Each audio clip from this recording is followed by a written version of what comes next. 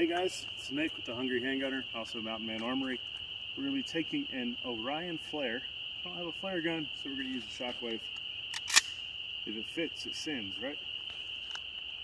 Like a USPS flat rate box. So, hopefully no Coast Guard comes out.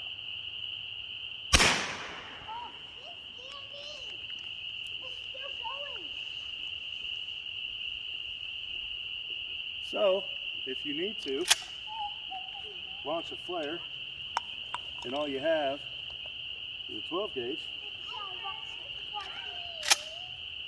let this serve as a lesson.